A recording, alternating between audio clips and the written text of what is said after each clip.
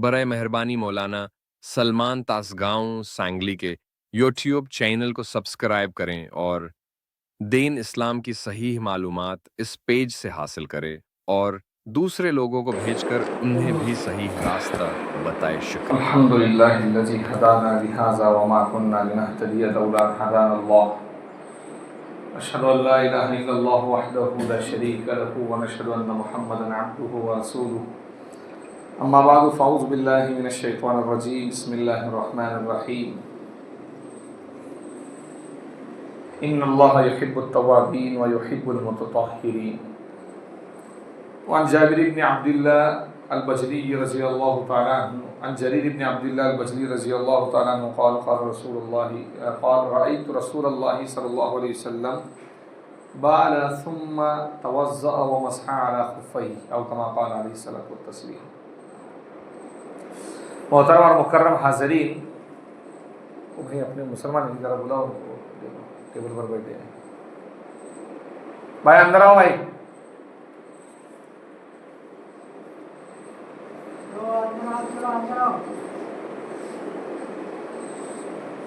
एक हदीस मैंने पढ़ी है आपके सामने। हज़रत जरीर बिन अब्दुल्ला बजली रज़ी अल्लाह तआला अन्हु फरमाते हैं कि मैंने रसूल अकरम सल्लल्लाहु अलैहि वसल्लम को देखा कि आप सल्लल्लाहु अलैहि वसल्लम पेशाब से फारिग हुए और उसके बाद वज़ू किया और अपने मौज़ों पर मसाह किया। अपने मौज़ों पर क्या किया? मसाह किया। अब थोड़ी दिनों के बाद ठंडी का मौसम आने वाला है। बाज़ मरतबा इंसान के पैरों में फटन पड़ जाती है, उसके जिस्म में गर्माहट की वजह से या किसी बीमारी की वजह से, तो आदमी पैर धो नहीं पाता है। तो शरीयत की तरफ से ये रुख्सत है कि आदमी जो है एक मरतबा पहले वज़ू कर ले। वज़ू करने के साथ मोज़ा पहन ले, चमड़े का मोज़ा। चमड़े का मोज़ा पानी अंदर जाने नहीं देता है, या कोई ऐसा बूट जो पानी आने से रोक सकता है अंदर और जिसको पहनकर आदमी आसानी से चल सकता है,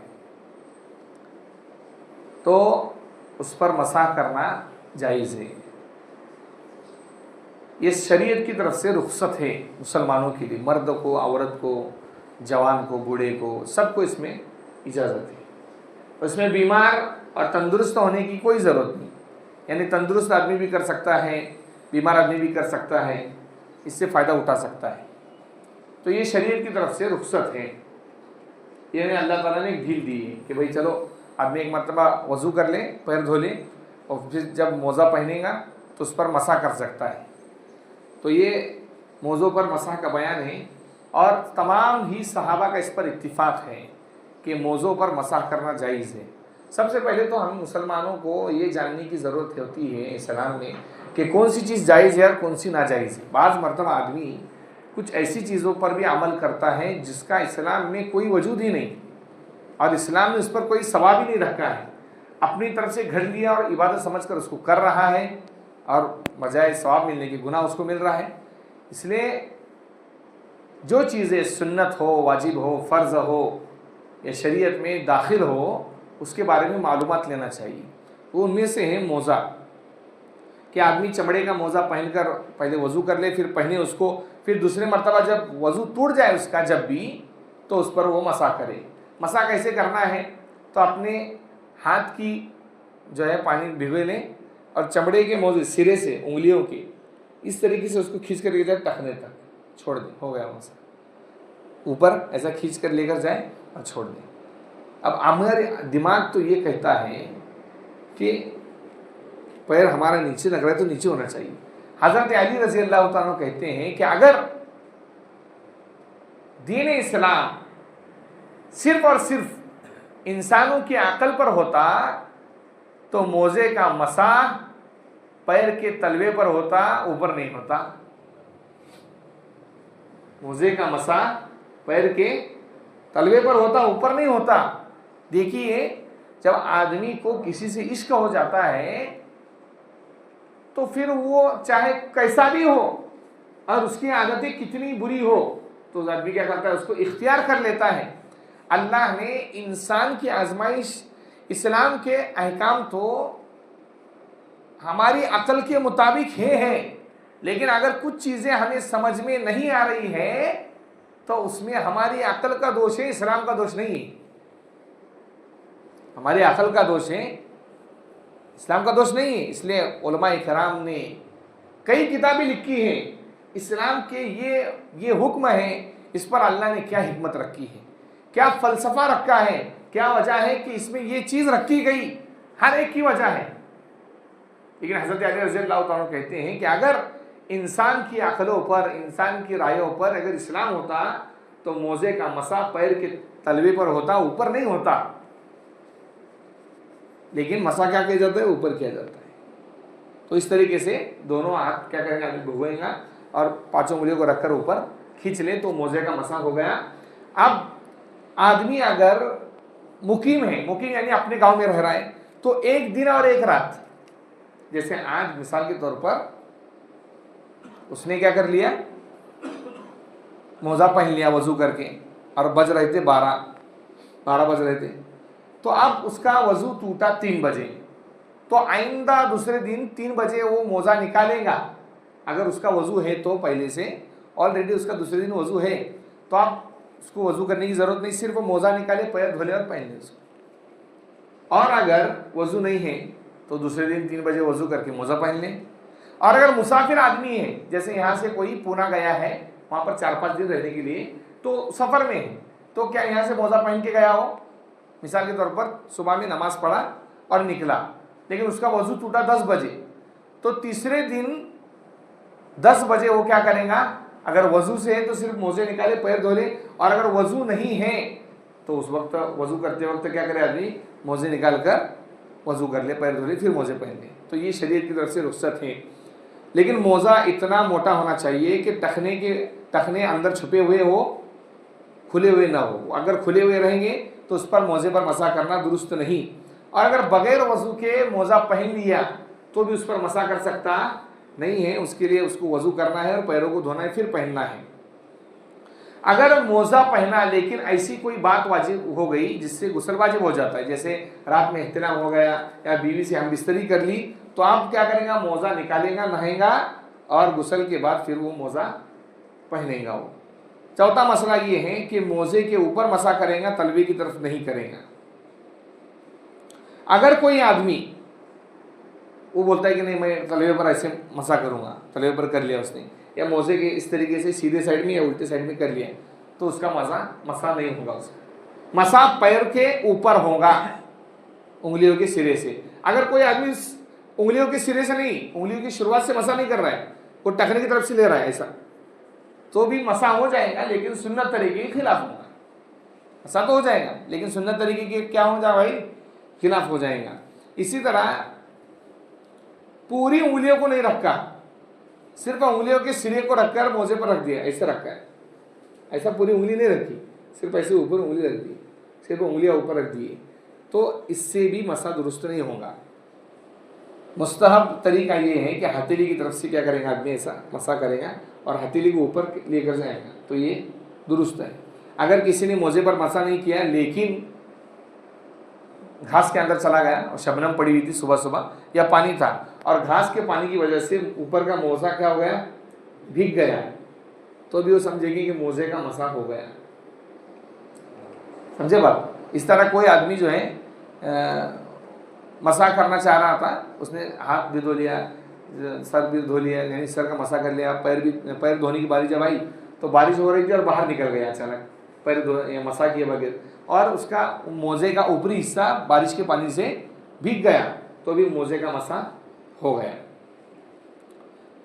हाथ की 3 उंगलियां, मैंने बताया 5 उंगली, लेकिन 3 उंगलियां जो रहेंगी हाथ की, 3 उंगलियों के बकदर मसा करना। ये 3 उंगलियों का हिस्सा कितना होता है, इतना मोजे पर रखना फर्ज है।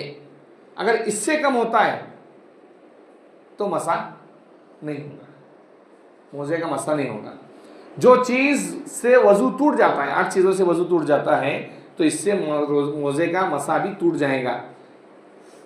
मसा टूट गया तो आदमी क्या करे,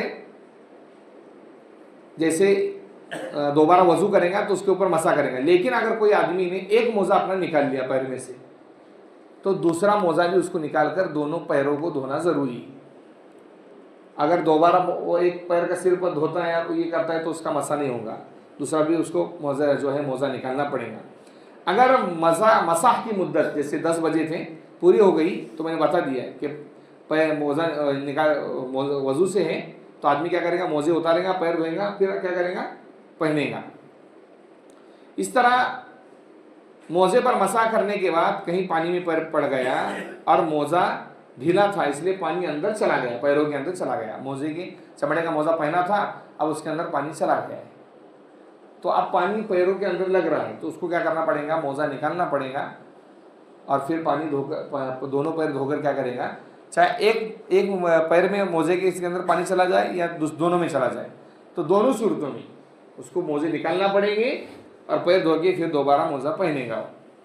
जो मोज़ा, आप मोज़ा कौन सा पहनेंगे, तो चमड़े का मोज़ा पहनेंगे या कोई ऐसा हो कि उसके अंदर पानी दाखिल ना होता हो, और कोई चमड़े का मोज़ा ऐसा है कि वो फट गया है लेकिन 3 उंगलियों के पैर की जो छोटी उंगली होती है उसके बराबर खुल जाता है तो उस पर मसा दुरुस्त नहीं होगा। पैर की छोटी उंगली के बराबर खुल जाता है, लेकिन अगर उससे कम खुलता है तो उस मोज़े पर मसा करना दुरुस्त है। अगर मोज़े में 2 उंगलियों के बराबर पैर खुल जाता है और दूसरे मोज़े के में 1 उंगली के बराबर तो कुछ हरज नहीं, मसा जायज़ है। अगर एक ही मोज़े कई जगह से फटा है और सब मिलाकर 3 उंगलियों के बराबर खुल जाता है तो मसा जायज़ नहीं होगा। 3 उंगलियों के बकदर रहेगा तो वो मोज़ा नहीं पहन सकता आदमी, उसको उस मोज़े को क्या करना पड़ेगा, निकालना पड़ेगा। और अगर मोज़ा इतनी जगह से फटा है कि सब मिलाकर 3 उंगलियों के बराबर हो रहा है फटन, तो फिर मसा दुरुस्त नहीं है उस पर, उसको क्या करना पड़ेगा, वो मोज़ा निकाल कर, यानी उसको मोज़े के मसा के लिए वो जो है मोज़ा इस्तेमाल उसको नहीं कर सकता है।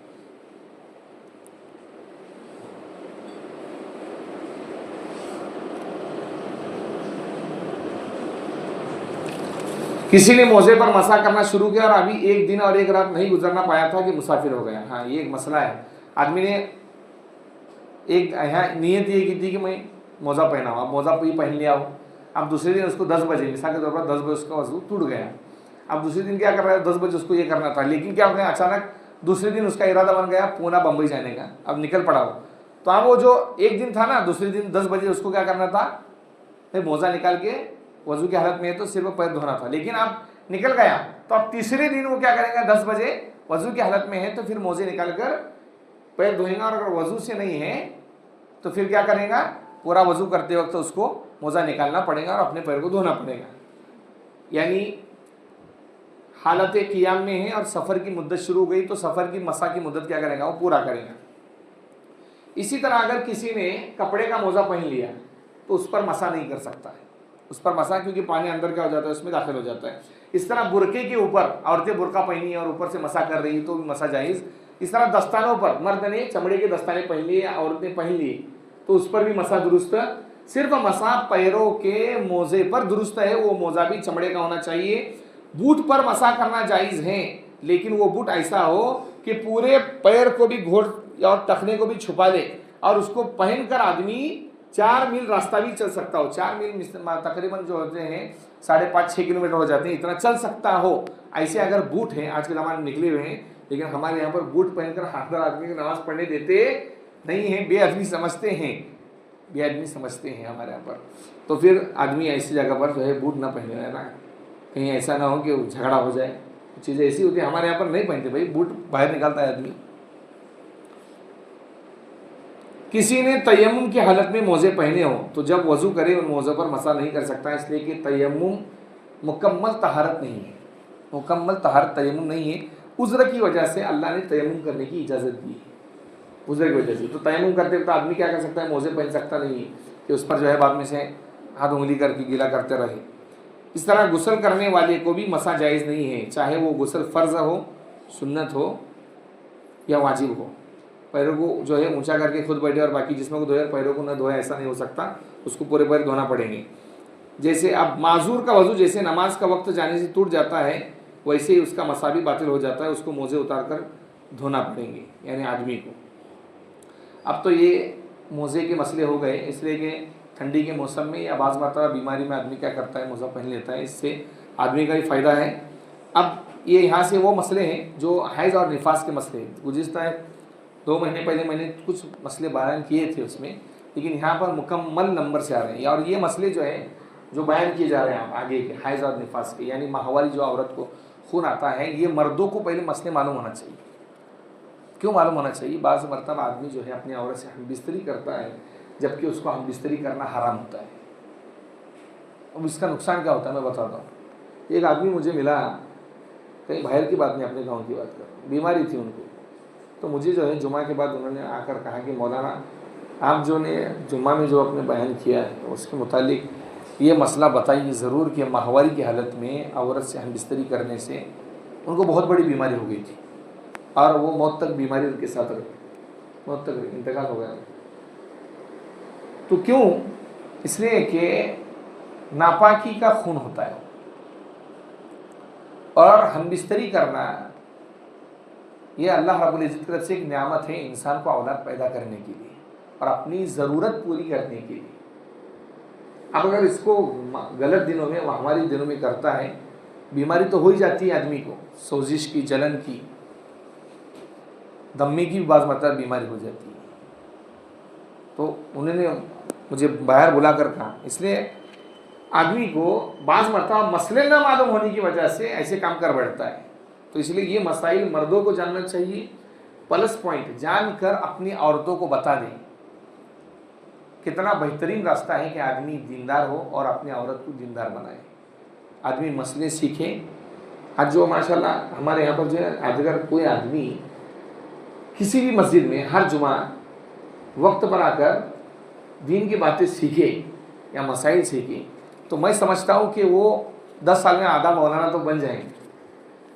ये मेरा एक नज़रिया है, क्योंकि हर जुमा के अंदर कोई मौलाना दुनिया में जहाँ पर भी बैठा है वो तो हर जुमा में हर वही बयान तो नहीं करते बेचारे। वो तो हर जुमा के अंदर उनको बातें खंगाल के आना पड़ती हैं, इल्मी किताबें ढूंढनी पड़ती है, मसाइल जानना पड़ते हैं। तो इसलिए ये मसाइल जानना ज़रूरी है।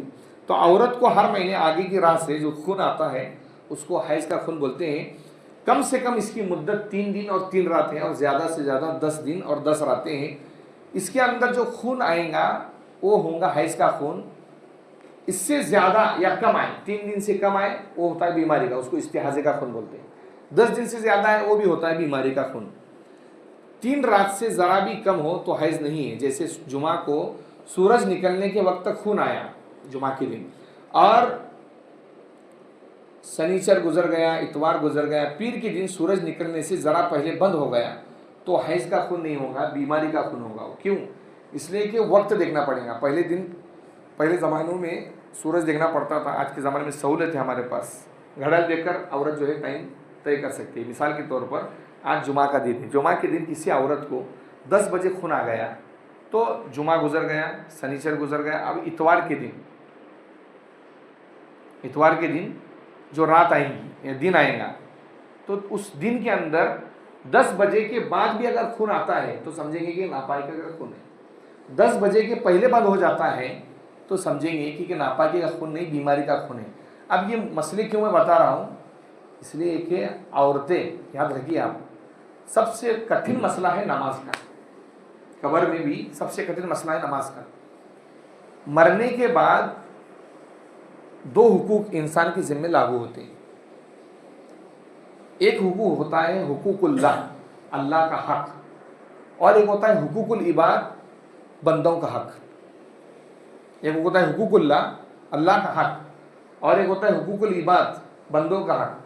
अल्लाह का हक क्या है कि अगर कोई आदमी को जोहर की नमाज का वक्त मिला, जोहर की नमाज का वक्त मिला, जोहर की नमाज का वक्त ख़त्म होने से पहले मर जाता है वो, तो अल्लाह क़यामत के दिन उस जोहर की नमाज के मुतालिक उसको सवाल नहीं करेंगे। याद रखिए मैं क्या बोल रहा हूँ।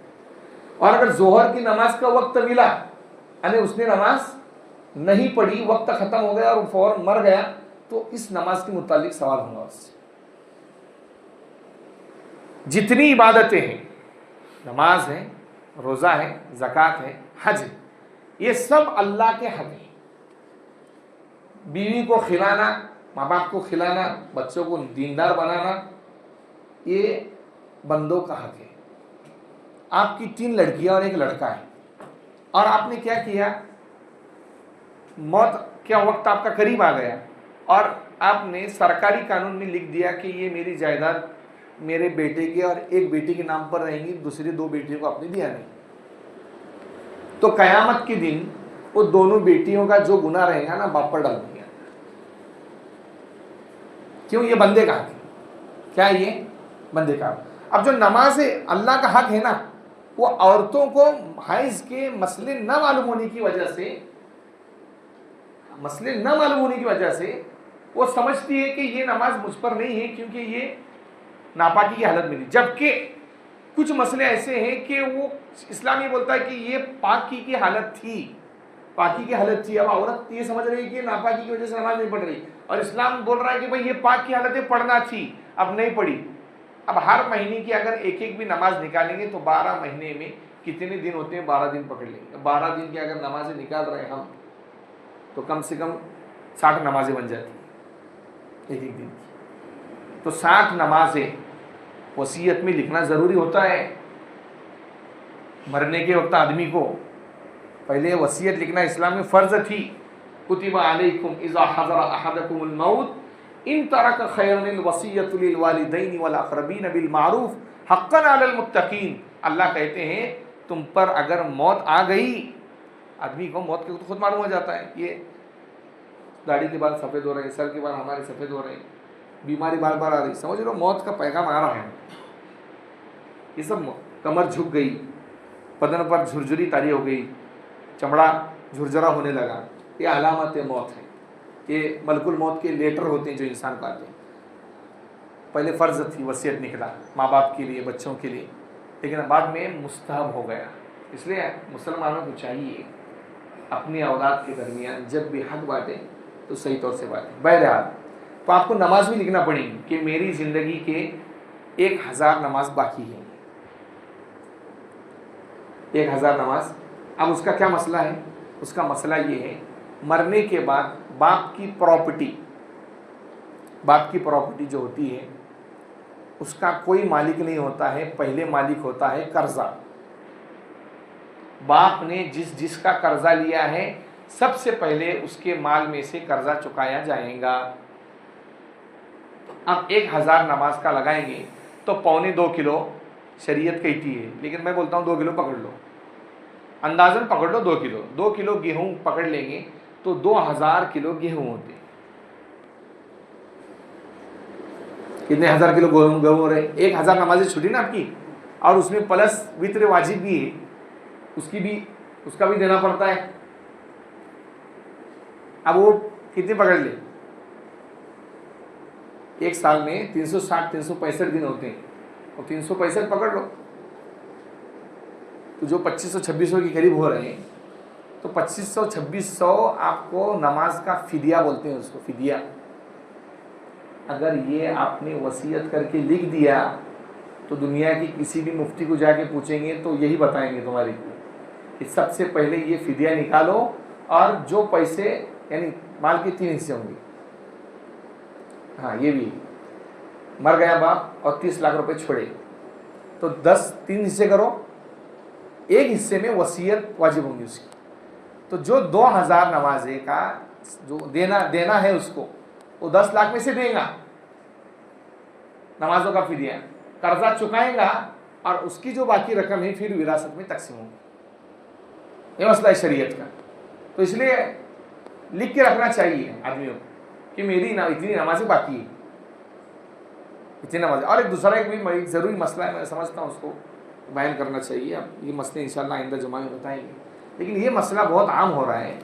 मुझे लोग जो है बात मतलब कई लोगों ने फ़ोन लगाया, विरासत के मसले में एक गहरा मसला है।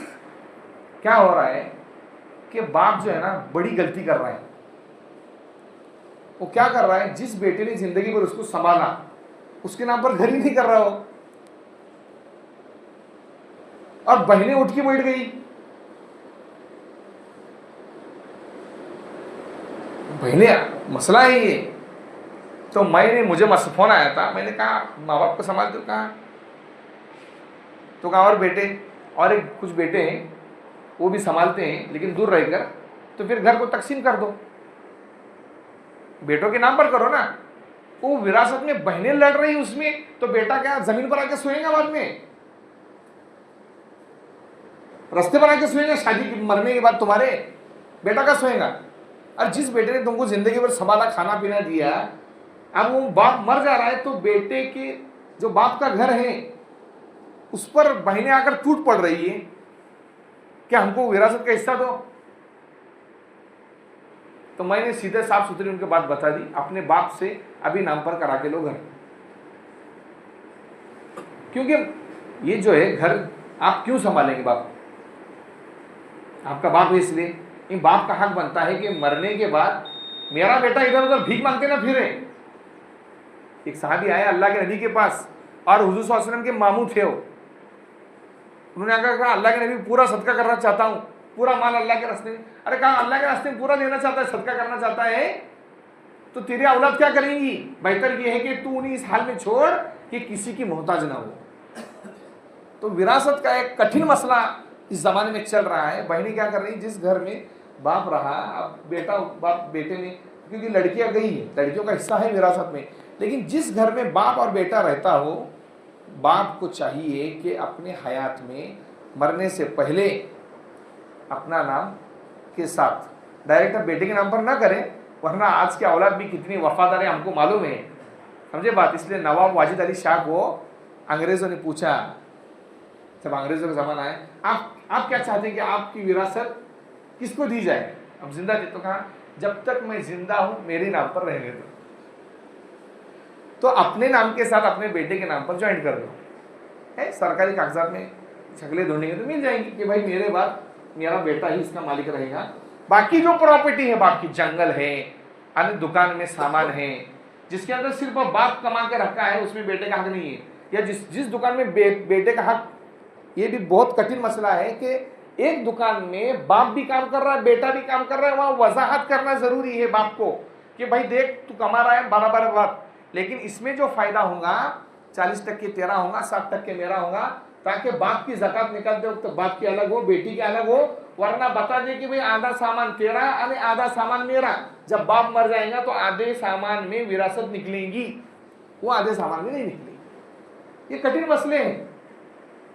आसगांव की बात कर रहा हूं मैं, फोन आया तो मैंने उनको साफ सुथरा बता दिया, वो नाम पर करो तुम्हारे, अरे बाप को कहो कि भाई ये मेरे नाम पर करके दे। बाकी जो जंगलात है, प्रॉपर्टी जो बाप ने बना के रखी है, उसमें आपको बहनों का भी हक देना पड़ेगा, भाइयों का भी हक देना पड़ेगा। चाहे वो भाई आपके बाप को उसने सलाम तक न किया हो शादी करने के बाद, या वो बहन आपको कभी मिलने आई ना हो। कुरान का कानून है, आपका कुछ उसमें चल सकता नहीं। एक बार एक तो फोन आया मुझे, आपकी आखिरी मसला बताता हूँ, यार बात खत्म कर देता हूँ। ताजगांव का फोन है, तो हमारे 3 बहनें हैं और 10-12 लाख रुपए, 2-2 लाख रुपए बहनों को जाएंगे, बाकी मेरे को मिलेंगे। तो बहनें कर रही हैं, बहनें कह रही हैं, बहनें क्योंकि औरत जो होती है ना, उसको अल्लाह ने कहा नाकिसुल अक्ल व दीन, उसकी अकल भी कम है, यानी उसके अंदर दीन की भी कमी होती है। नाकिसुल अक्ल व दीन उनको कहा जाता है औरतों को, क्योंकि वो फैसला करने में मर्द से ज़्यादा फास्ट होती है। इसलिए फैसला करने में क्या होती है, मर्द से ज़्यादा। एक आदमी को पूछा गया कि आप औरत से मशवरा लेते हैं? हाँ मैं मशवरा लेता हूँ। फिर क्या करते हैं? कहा जो वो बोलती है उसकी उल्टा करता हूँ, जो वो बोलती है उसके उल्टा करता हूँ, इसलिए कामयाब हूँ मैं। मसला है। तो उसने क्या कहा मालूम है, मौलाना वो हमारी बहनें जो है ना माफ़ कह रही, सुनिए कठिन मसला है, हमारी बहनें कह रही कि माफ़ है, हमको हमने माफ़ कर दिया तो उन्हें हमको ये कर रहे हैं, नहीं साल में 2 बार जोड़ा पहना देते हैं माशाल्लाह, 4000 का 5000, बहनें खुश, सब कर लो जाए।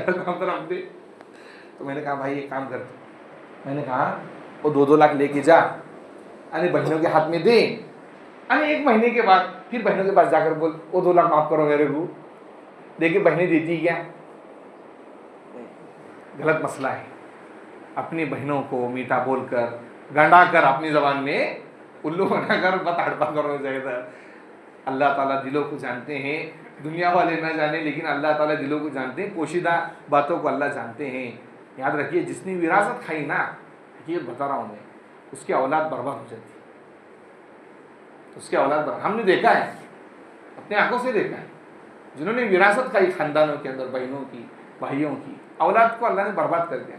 नाम और निशान तक नेक नामी थी, बदनामी कर दी। इसलिए बहनों का हक बुलाकर उनके हाथ में दो। बहनें बोल रही ना कि नहीं नहीं तू बहुत अच्छा है, तू ये है वो है, खुद से बोल रही है, आपने कोई बोला भी नहीं। ऐसा भी पूछ सकते ना कि मौलाना नहीं हमारी बहन को हमने कभी कहा नहीं, लेकिन खुद से कह रही, क्योंकि शैतान हमारा वो भी मौलाना होता है शैतान भी मौलाना है। अरे फरिश्तों को पढ़ा है तो मौलाना ही होगा ना। फिर क्या करना पड़ेगा आपको? बहनों के हाथ में जायदाद दो, प्रॉपर्टी दो, और फिर 1 महीने के बाद जाकर पूछो आप क्या बहन कुछ देना चाहती, तो बहन बोलेंगे नहीं वो माशाल्लाह वो काम में लगा देंगे, वो नहीं देंगे, क्योंकि उसको देर के बाद जो फैसला किया है ना, उसको उस पर शर्मिंदगी महसूस होती है कि मैंने गलत फैसला किया है। तो ये बात चल रही थी। तो जो हम आइंदा मसले बताएंगे, हैज़ निफास और इस्तिहाज़ा के मसले हों, ये ज़रूरी इसलिए है कि हमारी औरतें वो मसले न जानने की वजह से बाज़ मरतबा दीनदार होती माशाल्लाह औरतें सबकी, बल्कि 90% तो औरतें माशाल्लाह दीनदार होती हैं, वो औरतें मसला न जानने की वजह से नमाज छोड़ रही हैं, समझती कि छोड़ना जायज़ है, जबकि इस्लाम में उसको छोड़ना जायज़ नहीं है। तो इंशाल्लाह वो आइंदा जुमा के अंदर बयान किए जाएंगे, सुनते पड़ेंगे। वाखिर दावाना अल्हम्दुलिल्लाह।